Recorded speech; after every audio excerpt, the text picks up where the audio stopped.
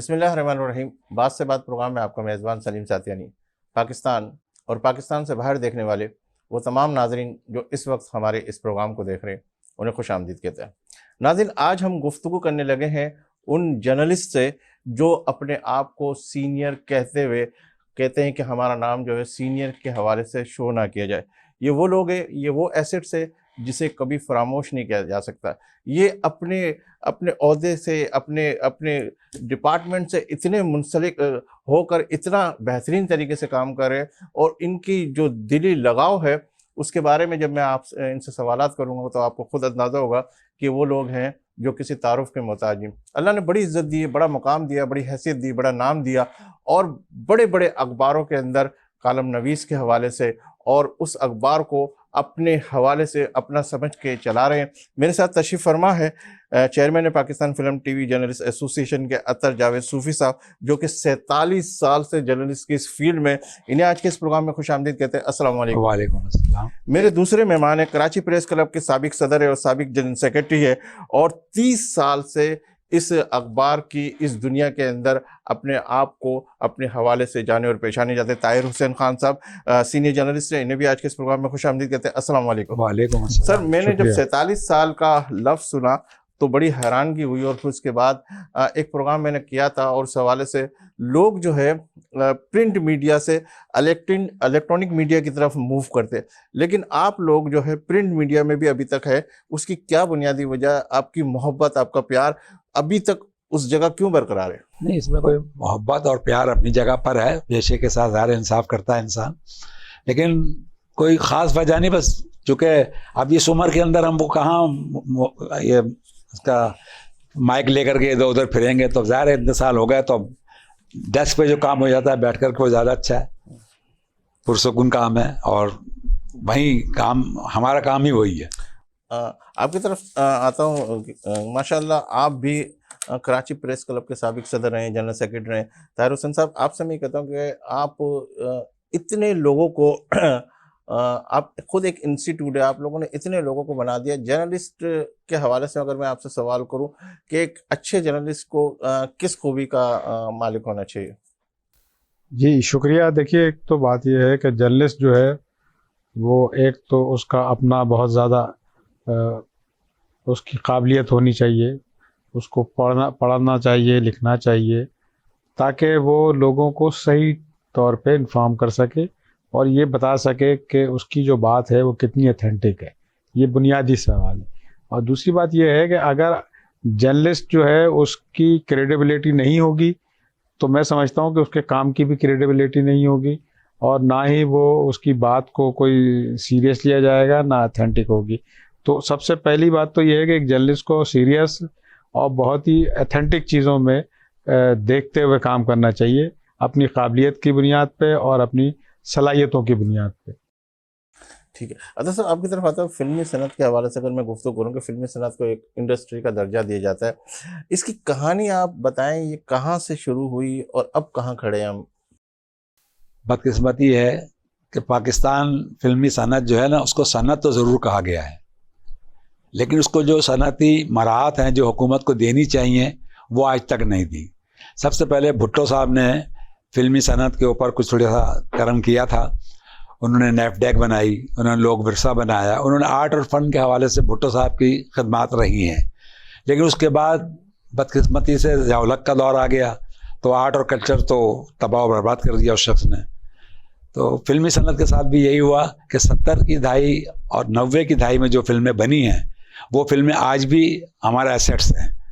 लेकिन इसके बाद कई वजूहत हैं फिल्म सनत के ज़बूहाली की। नंबर एक कि एक तो हमने चरबासादी शुरू कर दी, इंडियन फिल्मों को कॉपी करना शुरू कर दिया। वो भी उस वक्त तक हम कामयाब रहे जब लोगों की रसाई ये जो VCR वगैरह आया है। जब तक VCR नहीं आया था भारतीय फिल्मों की चरबासादी यहाँ खूब हो रही थी। जैसे ही VCR आया तो अब वो काम तो ख़त्म हो गया। फिर डबल वर्जन फिल्मों ने तबाह किया। पंजाबी में बनाते थे फिल्म, उसको उर्दू में डब करते थे तो वो सूरत हाल नहीं बनती थी। तो रफ्ता रफ्ता फिल्मी सनत जो है ना, वो जो लोग वहाँ से इंडिया से माइग्रेट करके यहाँ आए थे वो मुखलिस लोग थे, प्रोफेशनल लोग थे। उन्होंने फिल्मी सनत को वाकई वक्त भी दिया और उस पे मेहनत भी की। फिर एक ऐसा दौर आया कि जब चरबासादी शुरू हो गई तो इसमें भी 2 नंबरी काम होने लगा, जो फिल्मी सनत को बहुत ज़्यादा ज़बूहाली की तरफ ले गया। फिर 90 के बाद पंजाबी फिल्मों का दौर, सुल्तान राही ने जो इज्जत दी थी पंजाबी फिल्मों के हवाले से इस फिल्मी सनत को, वो अकेले शख्स ने पूरी फिल्मी सनत को अपने कांधों पे उठाया हुआ था। उसके जाने के बाद फिर पंजाबी फिल्में भी ख़त्म हो गई। फिर एक ऐसा दौर आया कि सिर्फ पश्तो फिल्मों ने पाकिस्तानी फिल्म इंडस्ट्री को सहारा दिया, वो दौर भी ख़त्म हो गया। फिर 2011-12 के बाद फिल्मों की तादाद इतनी रह गई कि हमारे सिनेमाओं की जो खपत थी उसको पूरा ही नहीं कर सकते थे। सिनेमा इंडस्ट्री जो तबाह हुई, वो फिल्में जब फ्लॉप होना शुरू हुई तो लोगों ने उनको प्लाजा बनाना शुरू कर दिया अपने सिनेमा को बेच के। हालांकि वो एमिनिटी प्लॉट थे, तफरीही मकासद के लिए गवर्नमेंट ने कम कीमत पर दिए गए थे, लेकिन एक ऐसी भेड़ चाल चली। कराची में 126 सिनेमा थे, अब 26 भी नहीं है। उनमें वो बन गए, क्या ना प्लाजा बन गए, कमर्शियल बिल्डिंगें बन गई। उस वक्त किसी ने नहीं रोका, ना हुकूमत ने रोका, ना फिल्मी सनत में कोई ऐसी ताकतवर शख्सियत थी जो उन चीज़ों को रोकता। आज ये है कि सिनेमा नहीं है हमारे पास उसकी, और ये जो थोड़े से बने इंडियन फिल्मों की वजह से ये बने हैं मल्टीप्लेक्स और जो महंगे सिनेमा, तो उसकी कुव्वत ख़रीद आम फिल्म भी इनकी दस्तरस में तो रही नहीं है। 700 रुपये से लेकर 1500 रुपये तक का टिकट है, कहाँ से ख़रीदेगा वो? जो 2.5 रुपये, 3 रुपये, 20 रुपये, 25 रुपये का टिकट मिलता था, वो कहाँ से कहाँ पहुँच गया। अब वो सिनेमा भी ख़त्म होगा जिनमें कम रेट के नशिस्तें हुआ करती थी। बहरहाल फिल्मी सनत को ज़रूरत है इस वक्त सिनेमाओं की, लेकिन ऐसे सिनेमाओं की ज़रूरत है जो कम निर्ख के ऊपर लोगों को फिल्म दिखा सकें। अच्छा ताहिर साहब, आपकी तरफ आता हूँ कि जैसे अतर साहब, सूफी साहब ये कह रहे थे कि ये सारी जवाल की वजह इस तरह उन्होंने कहा। क्या आप ये समझते हैं कि आर्टिस्ट की क्वालिटी के अंदर भी फ़र्क आया, या आर्टिस्ट ने जैसे बोला जो चरबासाजी शुरू हुई उसको ज़्यादा वो किया? आपकी नज़र के अंदर क्या आपने देखा कि वाकई इस तरह का उतार चढ़ाव था, या फनकार जो है वो क्या कहते हैं अपनी क्वालिटी को सही तरीके से एक्सपोज नहीं कर पाए? देखिए, एक तो ज़ाहिर है जो सूफ़ी साहब ने आपको तफसीलात बताई वो तो अपनी जगह हैं, लेकिन बात यह है कि हमारे यहाँ आर्टिस्ट की ट्रेनिंग का कोई दायरा नहीं था। आर्टिस्ट कैसे आएगा, कैसे सेलेक्ट होगा, उसका कोई तरीक़ेकार नहीं था। फिल्म डायरेक्टर को कोई आर्टिस्ट पसंद आ गया या फिल्म साज को कोई पसंद आ गया तो उसने उसको बना दिया, भले उसमें क्वालिटी हो ना हो एक्टिंग की। वो भी एक मेरा ख्याल है कि मुश्किल सूरत हाल डेवलप हुई। कुछ लोग पिक कर पाए, सीख पाए और उन्होंने कुछ परफॉर्म भी किया, लेकिन मेजॉरिटी जो है वो ऐसे लोगों की आई जिन पे इन्वेस्टमेंट तो हो गई, पैसे तो लग गए, लेकिन वो आर्टिस्ट नहीं बन सके। और वो भी एक रीज़न बना कि जो लोग इन्वेस्टमेंट करते थे जब फ्लॉप हुए तो वो छोड़ के चले गए इंडस्ट्री को। तो मेरा ख्याल है कि वो हमें एक तरीक़ेकार अडॉप्ट कर लेना चाहिए था जो नहीं किया गया। उस वक्त के हमारे फिल्म इंडस्ट्री के जो करता धरता थे उन्होंने इस बात को की ज़रूरत को महसूस ही नहीं किया कि आर्टिस्ट भी ट्रेनिंग की ज़रूरत होती है उसको। और जैसे इंडिया में है, आप पूरा पढ़ता है, लिखता है, समझता है, फिल्म इंडस्ट्री को समझता है, कैसे एक्सपोज होगा, कैसे कैमरे के सामने आएगा, तो ट्रेनिंग के ज़रिए आता है। और फिर उसको डायलॉग डिलीवरी भी सिखाई जाती है। हमारे यहाँ जो पुराने आर्टिस्ट हैं उनकी डायलॉग डिलीवरी का जो कमाल था वो रेडियो पाकिस्तान था। रेडियो पाकिस्तान से वो लोग आए थे और उनकी डायलॉग डिलीवरी जो थी इसीलिए परफेक्ट थी कि, और वो फिर चल भी गए फिल्म इंडस्ट्री में, काफ़ी लंबे अरसे भी चले। तो हमें बुनियादी तौर पे तो ट्रेनिंग की ज़रूरत थी जो हमारे यहाँ नहीं बनाई गई। जो फिल्म इंडस्ट्री के उस वक्त जो करता धरता थे उन्होंने इस ज़रूरत को महसूस भी नहीं किया, बल्कि इसको मैं समझता हूँ कि डिस्करेज किया गया। गवर्नमेंट ने भी अगर कभी कोशिश की, वो भी सिर्फ मेरा ख्याल है 70 इसकी गवर्नमेंट जो थी भुट्टो साहब की, उन्होंने कुछ कोशिश की कि ट्रेनिंग कराने के लिए नेफडेक का भी एक इदारा बनाया, लेकिन उसको भी उन्होंने यूटिलाइज़ नहीं किया। और वही तरीक़ेकार इख्तियार किया कि कोई इधर से कोई उधर से आर्टिस्ट ले आए और उसको कोशिश की आर्टिस्ट बनाने की जो नहीं बन सका, और उसके बाद फिल्म इंडस्ट्री आहिस्ता आहिस्ता ज़बूहाली की तरफ चली गई। अच्छा ताहिर साहब, मैं माशाल्लाह अभी आपको गौर से देख ही रहा था, और जो आपकी बातों के अंदर एक एक जुमले के अंदर जो आप बता रहे थे कि इस तरह की चीज़ें आर्टिस्ट के हवाले से भी आपने गुफ्तगू की। तो 30 साल के इस सफ़र का, क्योंकि मैं पहला सवाल ये करना चाह रहा था लेकिन एकदम आपसे मैं उस सवाल की तरफ आया कि ज़रा फिल्म इंडस्ट्री की बात की जाए ये वो मेरे नाज़रीन जो इस प्रोग्राम को देख रहे हैं और जर्नलिस्ट की इस फील्ड में अगर आना चाहेंगे, ये सवाल भी मैं कर लूँ ताकि वो लोग जो इससे मुस्तफ़ीज़ भी हो सकें कि आपने अपने सफ़र का आगाज़ कहाँ से किया था और कितनी साल कुर्बानियाँ देने के बाद आप उस जगह पे पहुँचे कि अब जो है आपको लगता है कि वाक़ई जैसे अतर साहब ने कहा कि अब जो है ना मेरा तो ऐसा है कि मैं ऑफ़िस में बैठूँ, अब कहाँ हम रिपोर्टिंग करने जाएँगे, कहाँ वो करने जाएँगे। तो आपके इस सफ़र की क्या कहानी है? नहीं, देखिए ज़ाहिर है कि मैं भी यूनिवर्सिटी से फ़ारिग होकर निकला और फिर प्रोफेशन की तरफ आया।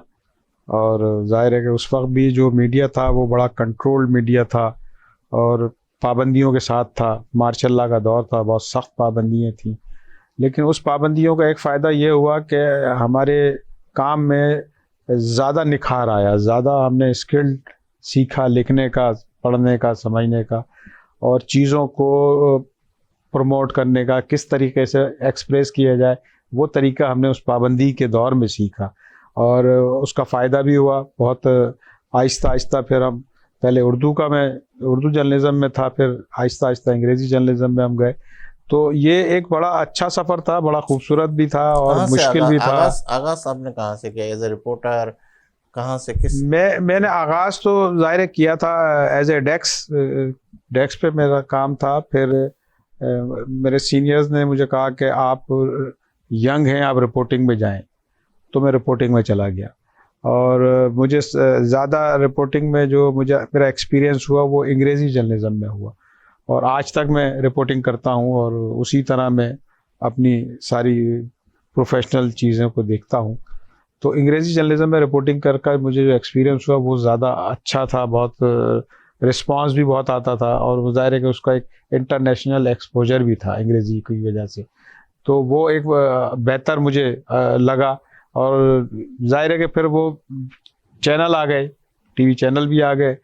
उसमें भी मैं मुख्तलिफ इस तरह के प्रोग्रामों में जाता रहता हूँ, लेकिन प्रॉपर तरीके से कोई वहाँ मैंने जाके कोई जॉब करने की कोई कोशिश नहीं की है या ये उसकी समझिए। वजह क्या माशाल्लाह बहुत सारे अभी तो आप देख रहे हैं एज ए एंकर कहाँ प्रोग्राम के जी अंदर हाँ, वो जो आपकी एक बात। कॉलम नवीस थे और आज माशाल्लाह इतने इस हाँ, फील्ड के अंदर इतने आ गए, तो आप उस फील्ड की तरफ क्यों नहीं मूव हुए? नहीं, उसकी उसकी एक वजह ये थी कि जो मेरा जो स्किल था या जो मेरा एक्सपीरियंस था वो प्रिंट मीडिया में था और मुझे उसमें ज़्यादा इंजॉय होता था क्योंकि टेलीविज़न का जो एक तरीक़ेकार है वो बहुत ही डिफरेंट है, बहुत ब्रीफ सी आपको काम करना है, उसमें कोई आपका स्किल नज़र नहीं आता। शक्ल नज़र ज़रूर आती है लेकिन आपका एक्सपीरियंस उसमें नहीं आ पाता और वो एक तरीका था जो मुझे लगा कि मैं शायद यहाँ उस तरीके से काम नहीं कर पाऊँगा जो मैं प्रिंट मीडिया में अपना काम करता हूँ। और लेकिन ये कि इस तरह के प्रोग्रामों में मैं जाता रहता हूँ और बहुत तरीका मुझे लगता है कि ये भी काम करना चाहिए। होस्ट बनने का काम है, लेकिन वो उसमें अब चूँकि हमारी जो इलेक्ट्रॉनिक इंडस्ट्री है मीडिया की, वो अभी भी स्ट्रगल की पोजीशन में है और वो उस तरह मैं समझता हूँ कि टारगेट नहीं अचीव कर सकी। कोशिशें ज़रूर हो रही हैं, हम उस तरीके से ऑडियंस को अपना कोई ऐसा वो नहीं कर पाए सेटिस्फाई। हम ज़रूर वो एंटरटेनमेंट तो ज़रूर खैर बेहतर हो गया है, लेकिन बाकी न्यूज़ साइड जो है या व्यूज़ साइड है वो एक ऐसी जगह पे जाके हम खड़े हो गए हैं जहाँ से हमें नहीं लगता कि हम जो है उसको ठीक कर सकेंगे, क्योंकि उसमें इंटरफेरेंस इतनी है, इतनी ज़्यादा उसमें कोशिशें करते हैं लोग अपनी बात कहलवाने की और अपने मामलात को तारीफ़ कराने की, जबरी तारीफ़ कराने की, जो मैं लफ्ज़ यूज़ करूँगा। तो उसकी वजह से मैं समझता हूँ कि इलेक्ट्रॉनिक मीडिया का जो ग्रोथ है वो एक जगह आके रुक गया है। ठीक है। अभी इसकी में बहुत कोशिश की ज़रूरत है। अच्छा, इस पे हम गुफ्तगू करते हैं, मुझे यहाँ इशारा हो रहा है ब्रेक का। नाज़रीन, यहाँ लेंगे एक ब्रेक इस यकीन के साथ कि आप होंगे हमारे साथ, हम तो हैं ही आपके साथ। मिलते हैं चंद लम्हों के बाद।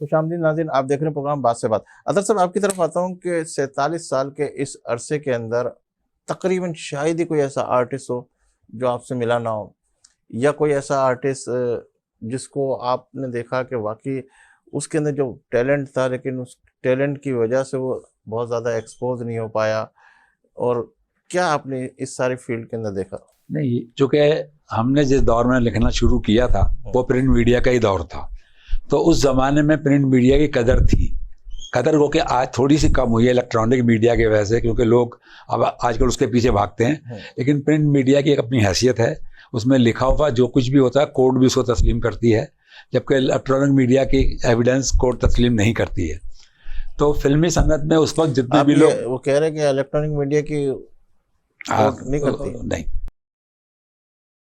देखिए वो शायद मेरा ख्याल है कोर्ट का कोई मैकेनिज्म है, चूँकि प्रिंट मीडिया तो एक रिटन डॉक्यूमेंट है और रिटन डॉक्यूमेंट्स एज एविडेंस लिया जाता है, तो इलेक्ट्रॉनिक मीडिया का अभी तक कोई ऐसा लॉ नहीं बन सका कि उसको भी लिया जाए। देखिए हुकूमती इदारे जो है तलाश गुमशुदा या जो कुछ भी इस तरफ के इश्तिहार है वो प्रिंट मीडिया में ही छपते हैं, बिल्कुल चैनल पे नहीं आते, वो उनकी कोई वो नहीं है वर्थ।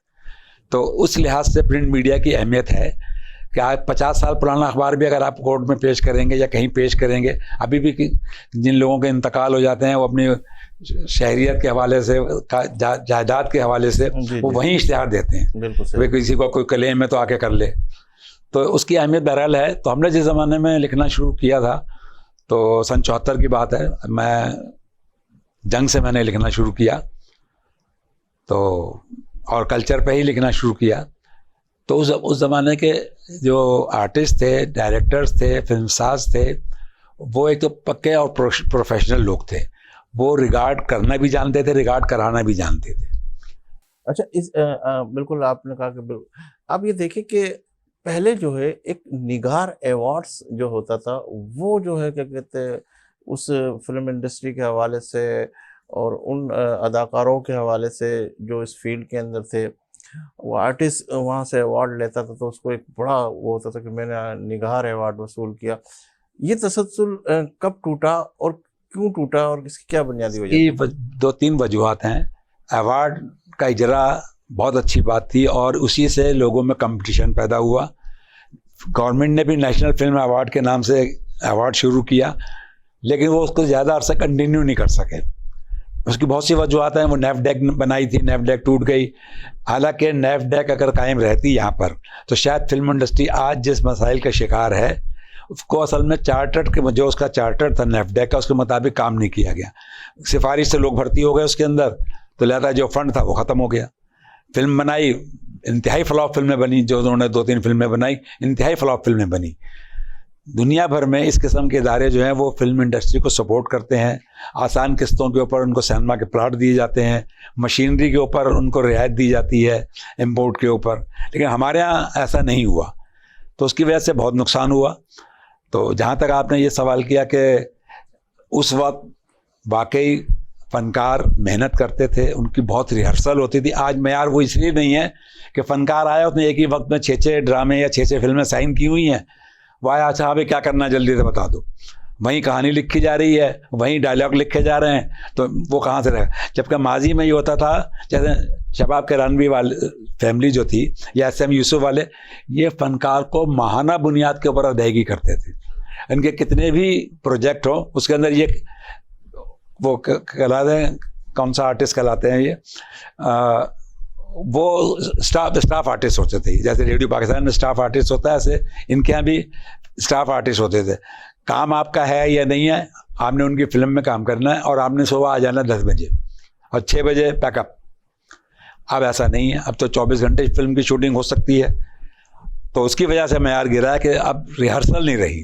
क्या आप ये समझते हैं कि इस वक्त पाकिस्तान में सिनेमा बनने की गुंजाइश है, या जिस तरह मैं देख रहा हूँ कि अब बकौल आपके 126 सिनेमा और उसमें से 26 भी अब मौजूद नज़र नहीं आते, तो इस जवाल को देखते हुए भी आप ये कह सकते हैं कि मजीद सिनेमा बने तो इसके बाद अगर फिल्म और सिनेमा दोनों लाजिम मलजूम है। अगर फिल्में बनेंगी तो सिनेमा चलेंगे, फिल्में ही नहीं होंगी तो सिनेमा कैसे। अब साल में 12 या 14 या 16 या 18 फिल्में अगर बनेंगी और वो 36 सिनेमा भी बचे हैं या 26, तो उनको एक हफ्ता क्या करेंगे? बाकी 52 हफ्ते होते हैं, 52 हफ्ते में वो क्या करेंगे? उनको फिल्में जब तक नहीं मिलेंगी। सिनेमा की गुंजाइश है अगर यहाँ अच्छी और मेयारी फिल्में बनने लग जाएं। ये कोविड की वजह से 2 साल, लेकिन अभी तो काफ़ी इम्प्रूवमेंट आई है, जो नए आर्टिस्ट आए। क्या कहेंगे तार साहब, इस वक्त नए जो आर्टिस्ट आए और नए फनकार, अच्छी फिल्में बनी, अच्छी फिल्में काफ़ी 4-5 साल में अच्छी फिल्में बनी। मैं अगर यही सवाल को थोड़ा सा यूँ करूँ कि इस सफ़र के अंदर अगर आप देखें कि ये फिल्म इंडस्ट्री का सफ़र जो अरूज पे था, फिर जवाल की तरफ, फिर थोड़ा सा ऊपर, फिर नीचे, ये सारे के सारे कई नशे में फरार कई है। नशे में फराज देखे। इस सफ़र के अंदर एक जर्नलिस्ट का क्या किरदार था?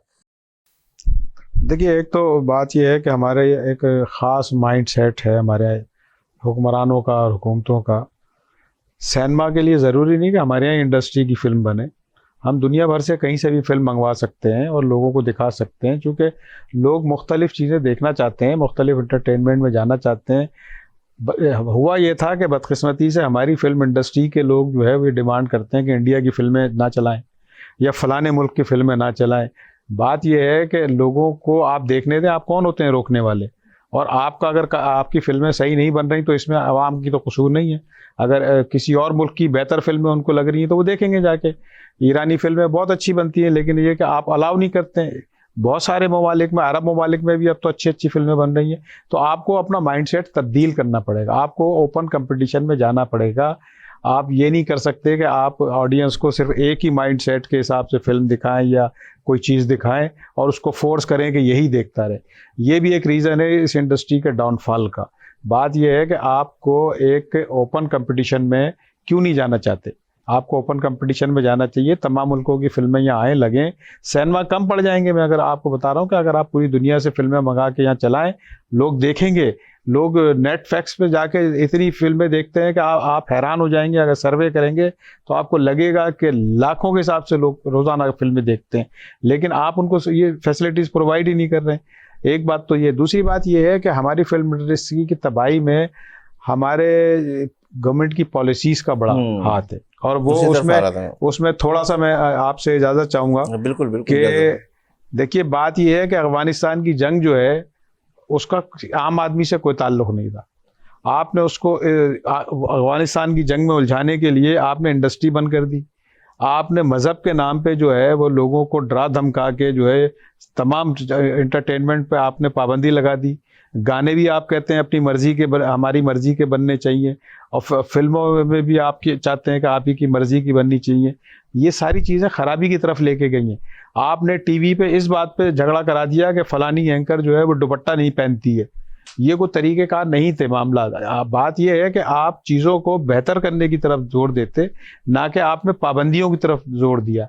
उन पाबंदियों की वजह से लोग आहिस्ता-आहिस्ता, जो टैलेंट था आपका वो घर जाके बैठ गया, और जो लोग काम कर सकते थे वो भी डर गए। आपने एक ऐसा माहौल क्रिएट किया कि इस मुल्क में जो हीरो था आपका, एक दहशतगर्द को हीरो बना दिया आपने। अब उसी हुलिये के लोग जो है शहर में आपको घूमते फिरते नज़र आएँगे। कोई पहले लोग वहीद मुराद और मोहम्मद अली की कॉपी करते थे और हीरो बनते थे, डिसेंसी के साथ रहते थे। अब आपका जो हीरो है सड़कों पे आपको जो एक आम नौजवान नज़र आता है, उसका हीरो कोई और है। आपने उस किस्म के एलिमेंट को लाके हीरो बना दिया उनका, जो नहीं बनना चाहिए था। आज तबाही की तरफ जो गया है सारा मुल्क, उसका रीज़न यही है कि आपने सच को छुपा दिया और झूठ दिखाने के लिए आपने पूरा का पूरा सिस्टम खराब कर दिया। एक दायरा कार तो होगा ना, दायरा कार उसी दायरे कार में रहते हुए आदमी अपने आप को एक्सपोज करेगा ना। क्योंकि अगर हम इस हवाले से अगर गुफ्तगू करें, आप कह रहे कि बिल्कुल ही ओपन कर दिया जाए और ओपन हवाले से ही, मतलब अगर एक हमारे पाकिस्तान का सेंसर बोर्ड है वो इस चीज़ों को देखेगा, बिल्कुल ओपन हवाले से तो बिल्कुल बात नहीं की जा सकती ना।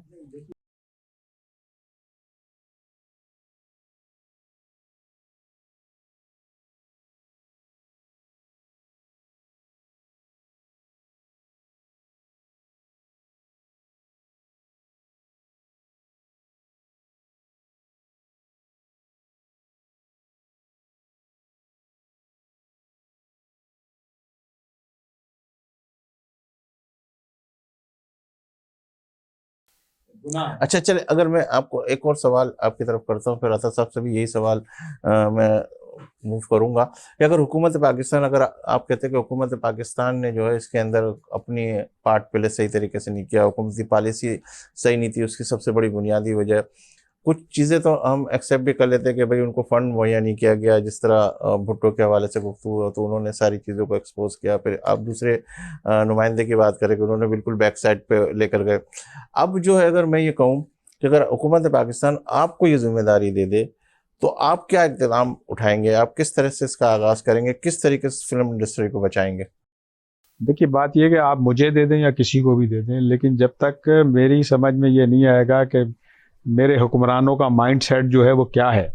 अगर मेरे हुक्मरानों का माइंडसेट वही है जो 80 की दहाई में था, तो मैं भी कुछ नहीं कर सकूंगा और कोई नहीं भी नहीं, आके नहीं मैं कर हुकूमत की सकेगा। बात नहीं कर रहा, मैं आपसे ये बात कर रहा हूँ कि सारे इख्तियारात आपके पास हो, आप कहाँ से आगाज करेंगे और क्या स्टार्ट लेंगे इस इंडस्ट्री को बचाने के लिए? देखिए एक तो बात यह है कि ओपननेस पॉलिसी होनी चाहिए, तमाम मुल्कों की फिल्मों को यहाँ आके लगना चाहिए, लोगों को देखने का मौका दिया जाना चाहिए, और फिर उसी बुनियाद पे इस मुल्क का ट्रेंड सेट होगा कि क्या फिल्में बनेंगी और क्या नहीं बनेंगी। जो फिल्म स्टार आएगा वो भी देख के आएगा कि मेरी कंपटीशन जो है वो 100 फिल्में लगी हुई हैं दुनिया भर की, यहाँ पे लोग मेरी फिल्में देखने आएंगे। अगर मेरे मेरा मेरा परफॉर्मेंस ठीक नहीं होगी तो मैं नहीं चल सकता। तो आप पहले तो उसके लिए मार्केट जनरेट करें, उस आर्टिस्ट के लिए भी मार्केट जनरेट करें कि वो लोगों के पास चॉइस हो कि हाँ ये इस मुल्क की फिल्म जो है इसमें इस एक्टर ने ये काम किया है तो बेहतर था और मैं भी इससे बेहतर करूंगा। तो आप जब तक कंपटीशन के माहौल में और ओपननेस और अपने माइंड सेट अपना ओपन करके नहीं आएंगे, इस फील्ड को आप नहीं चला सकते। कितनी फिल्में आपके जहन में है कि एक साल में इतनी फिल्में दी जाए या एक महीने में इतनी फिल्में दी जाए, या इस तरीके से कोई ऐसे मॉनिटर किया जाए और किस जगह किस शहरों में किस तरीके से इसको एक्सपोज किया जाए, तो क्या आपके जहन में खाता है? तो उसके बाद मैं अतर साहब की तरफ आऊँगा। देखिए इसमें तो आपको टाइम फ्रेम नहीं सेट कर सकते। बात यह है कि आपकी सिनेमा इंडस्ट्री का एक रोड मैप था कि पूरे एक वीक फिल्म लगती थी, उसके बाद डिसाइड होता था कि ये कंटिन्यू होगी या नहीं। द सेम पॉलिसी आप उसको फॉलो कर सकते हैं। आप दुनिया भर से जो भी आप जो आपका डिस्ट्रीब्यूटर है उसको अलाउ करें कि भाई आप दुनिया में जहां बेहतर फिल्म मिले आप उसको लाइए, लगाइए, चलाइए, और उससे आपका रेवेन्यू भी जनरेट होगा, गवर्नमेंट को भी टैक्स मिलेगा। लेकिन ये कि आप कम से कम उनको इस बात की इजाज़त दीजिए कि आप बेहतर फिल्में लाएं, लगाएं, चलाएं। चूँकि सिनेमा में अभी जो सूरत हाल है, सिनेमा बंद होने की एक वजह यह भी है कि आपके पास फिल्में ही नहीं थी, और जब फिल्में नहीं थी तो वो सिनेमा जो है वो कन्वर्ट होते चले गए और ये नुकसान हुआ। फिर एक पॉलिसी अभी भी मैं समझता हूँ कि कोई 10 साल पहले एक पॉलिसी बनी कि जो भी प्लाजा बनेगा या जो भी शॉपिंग सेंटर बनेगा उसमें 1 या 2 सिनेमा होंगे, भले छोटे हों या बड़े हों। तो आप उस पॉलिसी को फॉलो करें। आप हर इलाके में जहाँ बिल्डिंग बनती है वहाँ एक सिनेमा उसको अलाउ करें, और डिस्ट्रीब्यूटर को भी अलाउ करें कि दुनिया में जहाँ अच्छी फिल्म मिल रही है लाए और लगाए, चलाए। आपका नौजवान देखना चाहता है, वो सारी रात नेटफ्लिक्स पे बैठा देखता रहता है। ओपन से लेके फिर आस्ते आस्ते लोगों का जहन बनता जाए, फिर उसके बाद हमारी फिल्म इंडस्ट्री पाकिस्तान भी जाहिर है वो एक तरीका है। जब बाहर की फिल्में चलेंगी, बेहतर चली फिल्में चलेंगी, आपका ऑडियंस जो है वो समझेगा कि बेहतर है, तो फिर आपकी फिल्म इंडस्ट्री भी खड़ी होगी और वो पैसे भी लगा के और फिल्म बनाएंगे। अच्छा, मेरा वो सवाल अभी भी वहाँ रह गया, सूफी साहब की तरफ से मूव करते फिर आपकी तरफ आता। अच्छा, इसके जवाल के अंदर, फिल्म इंडस्ट्री के जवाल के अंदर, क्या आप समझते हैं कि जर्नलिस्ट का भी कोई किरदार रहा है, या जर्नलिस्ट ने अपने हवाले से पूरी कोशिश की और अपना पार्ट सही तरीके से प्ले किया? निगार अखबार और निगार अवार्ड इस बात की सबूत है, इस बात का कि फिल्मी सनत के हवाले से जो अच्छी तजावीज़, जो अच्छा कुछ लिखा जा सकता था, जो पॉजिटिव लिखा जा सकता था वो लिखा गया और तनकीद भी की गई। ऐसा नहीं है कि जर्नलिस्ट ने बुरी फिल्म को अच्छा लिख दिया और अच्छी फिल्म को बुरा लिखा, ऐसा नहीं है। तनकीद होती थी, और अवार्ड का भी मकसद यही था ताकि फनकारों में और इनमें आपस में मुकाबलाबाजी हो। निगार अवार्ड पाकिस्तान का मुस्तनद अवार्ड था, जो कि मैं ख़ुद उसमें 12 साल उनके साथ मैंने काम किया, इलियास रशीदी मरहूम के साथ। वो हमारे बाबा सहाफ़त थे। तो उनका पर आलम यह था कि मैं नाम नहीं ले रहा, एक आर्टिस्ट को उस वक्त वफाकी वज़ीर ने फ़ोन किया, तो फ़ोन मैंने ही अटेंड किया। उस वक्त लाहौर में ये मोबाइल तो थे नहीं, तो होटल के नंबर फ़ोन आया, उनका जी फ़लाँ अदाकारा को अगर आप अवार्ड देंगे तो वफाकी वज़ीर साहब जो हैं वो तकरीब में आएंगे, वरना नहीं आएंगे। अच्छा। मैंने पैगाम दिया इलियास साहब को, उन्होंने कहा, उन्होंने पहला ही वो कहा, बोला उनको, बोला ना आए, स्ट्रेट पे कह दिया, बोला ना आए, बोला मैं अवार्ड नहीं दूंगा इस तरीके से, ना कभी दिया है मैंने, ना दूंगा। तो इलियास साहब की जो ज्यूरी थी वो बाकायदा फिल्में देखते थे, उस तरीकाकार था। फिर बेशुमार अवार्ड निकले, उसको देख के बोला अन अवार्ड बेशुमार निकले। लेकिन वो फिर अब चूँकि फिल्म इंडस्ट्री क्रैश हो गई तो अवार्ड किसको देंगे? अब साल में 10 या 12 फिल्में बन रही हों तो उसमें से किसको अवार्ड देंगे? अच्छा, मुझे यहाँ ब्रेक का इशारा और फिर मैं आपकी तरफ दोबारा आऊँगा गुफ्तगू के हवाले से। नाज़रीन, यहाँ लेंगे एक ब्रेक, इस यकीन के साथ कि आप होंगे हमारे साथ, हम तो हैं ही आपके साथ। मिलते हैं चंद लम्हों के बाद।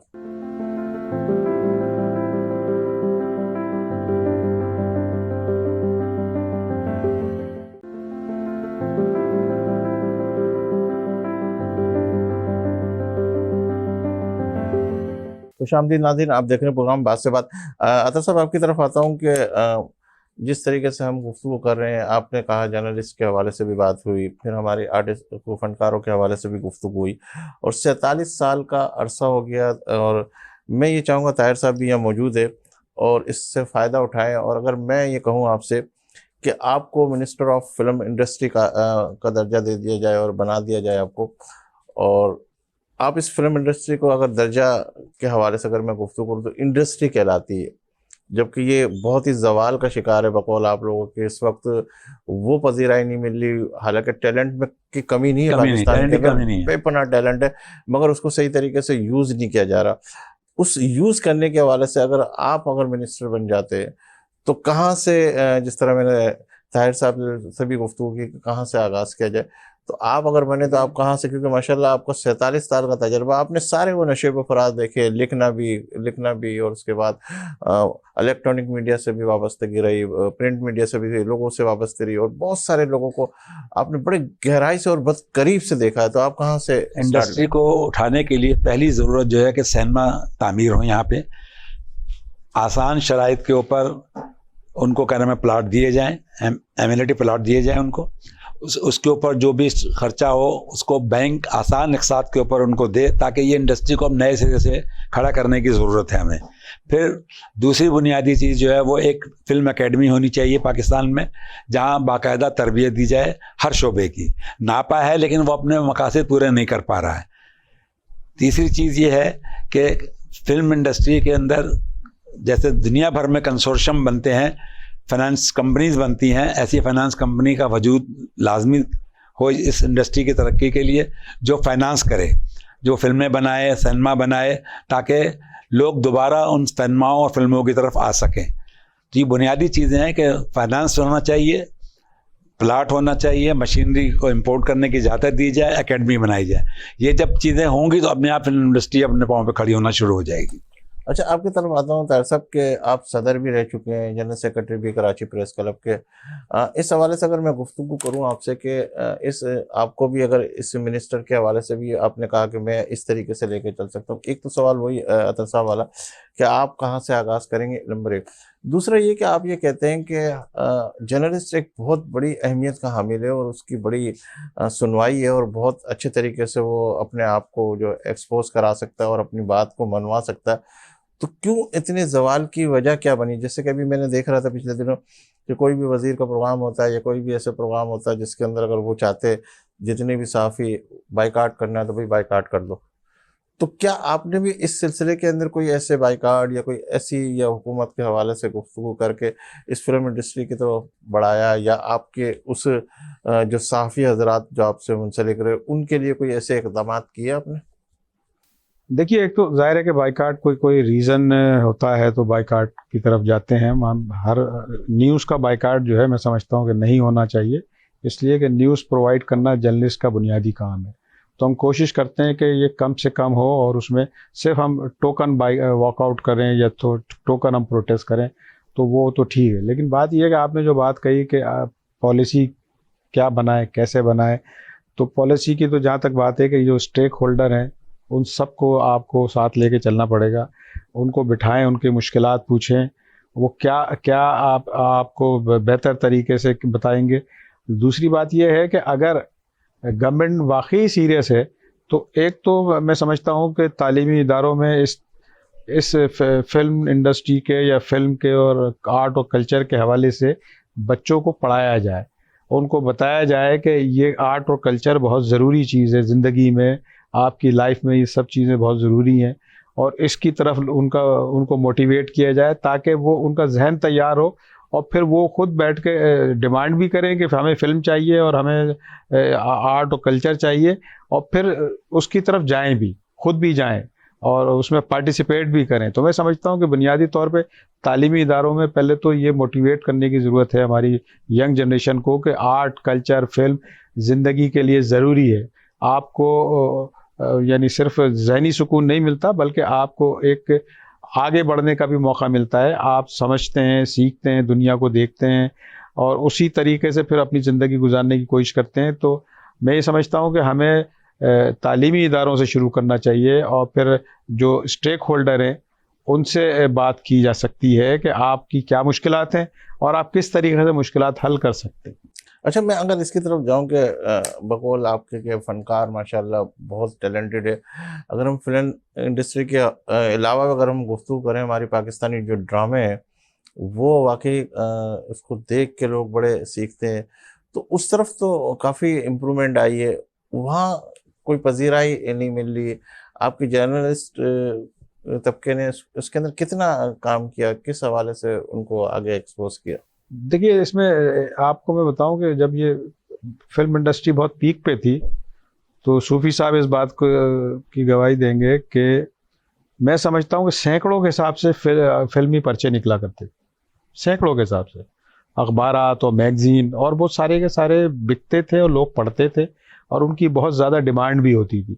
तो मैं ये समझता हूँ कि सहाफ़त में ये सारी चीज़ें ज़रूरी होती हैं। जब कोई फिल्म बनती है, ड्रामा बनता है, तो उसकी पब्लिसिटी ज़रूरी होती है। लोगों को बताना होता है कि इस ड्रामे में या इस फिल्म में क्या है, क्या आप उसको देखें, उनको मोटिवेट करना होता है। वो असल में इदारे हमारे कम हो गए, बंद हो गए।